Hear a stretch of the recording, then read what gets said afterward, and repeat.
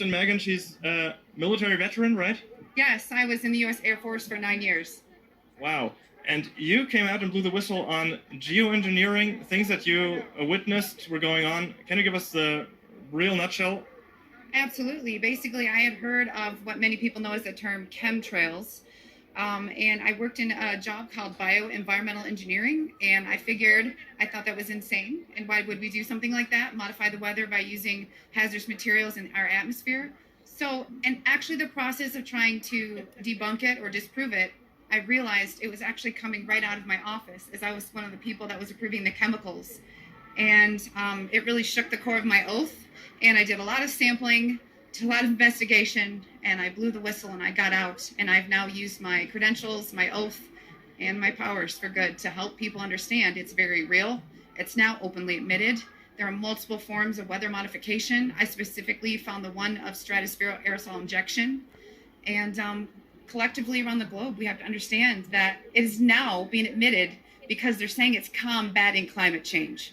Well, the climate change we need to be worried about is man-made climate engineering, also known as geoengineering. And when you say you had chemicals being pumped into the air, what kind of chemicals are they putting out that rain down on humanity, basically? Nanoparticulate metals, like we had different sulfates and barium and strontium.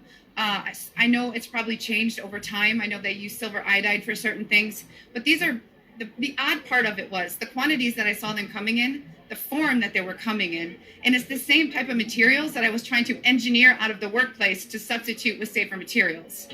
And when you notice that what's called the safety data sheet, the information about a chemical of what personal protective equipment to wear, how do you dispose of it, how do you pack it to ship it. When key information is missing, I ask questions, and my questions led to demonization, and I knew I found something I shouldn't have. That's insane. So these metals are basically toxic for the humans, I would presume, or? Yes, because it also has aluminum, and a lot of people will tell you, well, these things aren't horrible in small quantities. It's not small quantities, because when you are putting things above us, the dissipation rates are dependent on weather and climate, but it's getting into the food, it's getting into the soil. And around the world, these wastewater treatment plants, when it comes to pharmaceuticals, or these toxicants is what they're called, they are not able to filter them out. So if you're growing organic food, we're going to go back to the plexiglass barriers on our plants. I mean, it's horrible. That's why you can ban it anywhere. We've had states in the United States ban it, and that is great to get the ball rolling.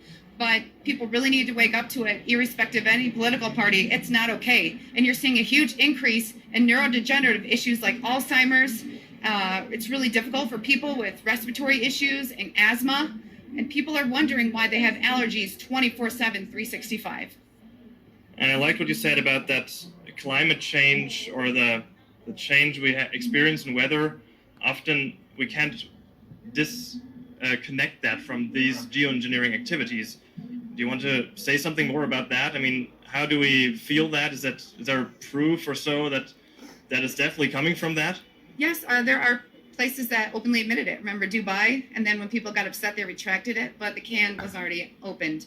And the issue is, I know this sounds silly, but when you watch movies with time change, they say if you do something and something changes, it changes the ripple throughout time. If you are modifying the weather, you are messing with Mother Nature. And meteorology is a very, very thorough study. And I do know a lot of it because of my profession of plotting hazards. But it does not make sense when you are altering nature where things are not naturally supposed to occur. We had massive flooding in California, and we have a system called Haarp that is in the United States. And the same people who demonized me 5-10 years ago are now going, wow, because they're finding it's openly admitted in all of our U.S. documents. The U.S. is absolutely not the only country doing it. Wow, that's crazy. Well, thank you very much for coming out on that and letting humanity know what's going on. Thank you so much, Megan. Thank you.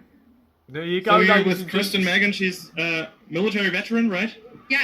There you go, ladies and gents. You've got to start believing, what's going on in this world. You've got to start wising up and re-educating yourselves.